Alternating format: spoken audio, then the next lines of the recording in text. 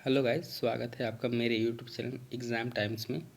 मैं यहाँ पर आपके लिए लेके आया हूँ शैक्षिक मूल्यांकन, क्रियात्मक शोध एवं नवाचार के एक बहुत महत्वपूर्ण इम्पॉर्टेंट टॉपिक के बारे में, जहाँ पर बताया गया है शिक्षा एक द्विमुखी प्रक्रिया है, त्रिमुखी प्रक्रिया है या चतुर्मुखी प्रक्रिया है। तो आप मुझे सर्च कर सकते हैं #born2learn with you। चलिए हम बात करते हैं कि शिक्षा एक द्विमुखी प्रक्रिया है।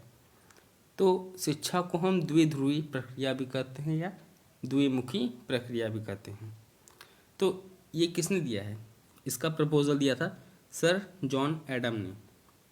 सर जॉन एडम ने कहा कि शिक्षा द्विध्रुवी प्रक्रिया है, जिसमें एक दूसरे को प्रभावित करने वाले दो ध्रुव हैं।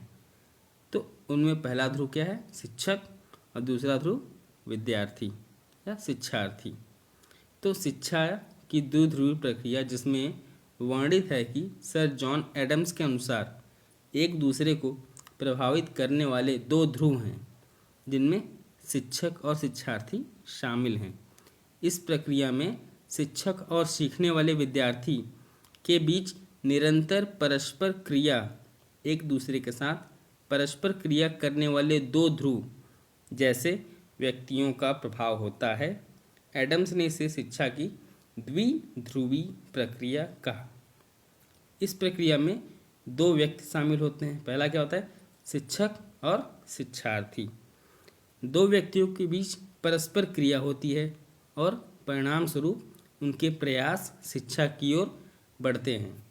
इस प्रकार शिक्षा एक साझा गतिविधि या अनुभव को साझा करने में बन जाता है।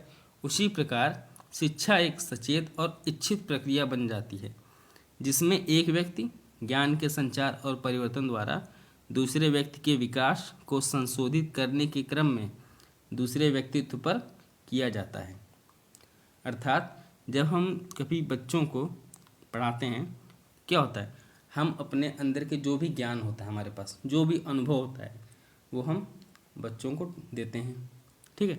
अब वो बच्चा कितना ग्रहण कर सकता है, वो उसकी कैपेसिटी पर निर्भर करता है। ठीक है। तो बच्चा भी शिक्षण और अधिगम प्रक्रिया में एक सक्रिय भागीदारी है। इसका आप स्क्रीनशॉट ले लीजिए। ठीक है, काम देगा आपको। आगे चलते हैं।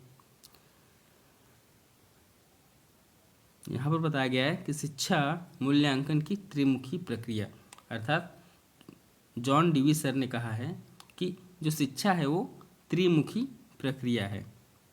सर जॉन एडम्स ने कहा है कि जो शिक्षा है वो द्विमुखी प्रक्रिया है, और जॉन डीवी सर ने कहा है कि शिक्षा त्रिमुखी प्रक्रिया है। तो इसमें तीसरा मुख क्या हुआ?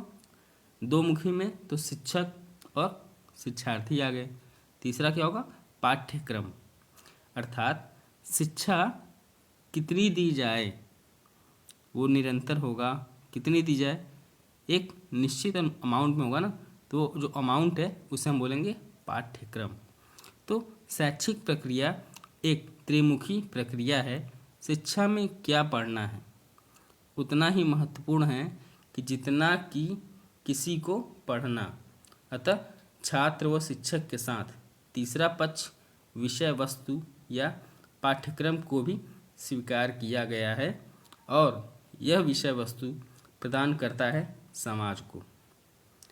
मूल्यांकन एक निरंतर चलने वाली प्रक्रिया है।